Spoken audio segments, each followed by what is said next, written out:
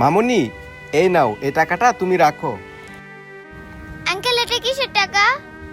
মামুনি, এই টাকাটা তোমার বাবার কাছ থেকে আমি ধার নিছিলাম, আর এই টাকাটা তোমার বাবার কাছে তুমি দিও। আমি তোমার বাবার সাথে পরে কথা বলে নিব নে। আচ্ছা ঠিক আছে আঙ্কেল। ঠিক আছে মামুনি, তাহলে আমি যাই। মামুনি, এই টাকাটা নাও। আঙ্কেল এটা কিসের টাকা?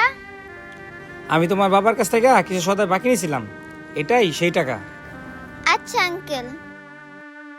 আচ্ছা মামুনি, তুমি তাহলে থাকো, আমি এখন আসি। আচ্ছা আঙ্কেল।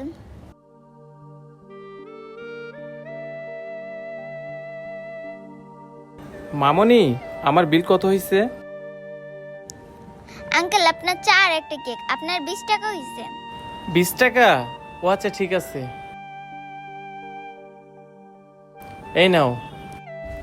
আচ্ছা আঙ্কেল। আচ্ছা মামনি, তোমাকে একটা কথা জিজ্ঞেস করি। জি আঙ্কেল বলেন। তোমাদের এলাকার মানুষগুলো মনে হয় অনেক সৎ। আমাদের এলাকার মানুষ সৎ?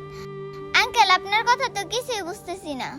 হয়েছে কি মামনি, এখনকার সময় মানুষকে টাকা ধার দিলে তাকে আর খুঁজেই পাওয়া যায় না।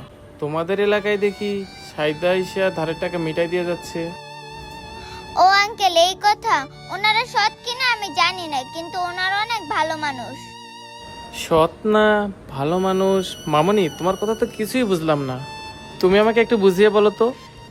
হইছে কি আঙ্কেল, এই দোকানটা না আমার বাবা চালাইতো। আমার বাবা অনেক দিন ধরে অসুস্থ হয়ে বিছানায় পড়ে আছে।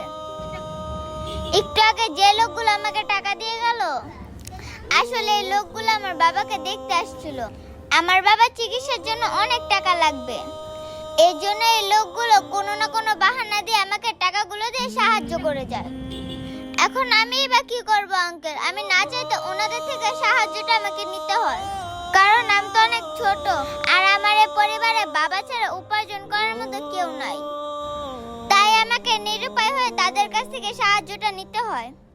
তা না হয় বুঝলাম মামনি, কিন্তু ওনারা চাইলে তো তোমাকে সরাসরি সাহায্য করলেও পারতো।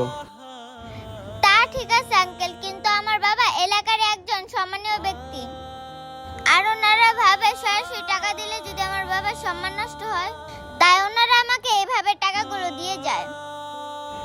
ও, এইবার বুঝতে পারছি মামনি, তোমার বাবা অনেক সম্মানীয় লোক। আচ্ছা তুমি কোনো চিন্তা করো না, দেখবা তোমার বাবাকে আল্লাহ সুস্থ করে দিবে।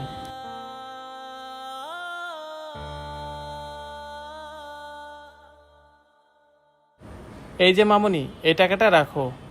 আঙ্কেল এটা কিসের টাকা? ওই যে মামনি, তোমার বাবা আমার কাছ থেকে কিছু টাকা পাইতো।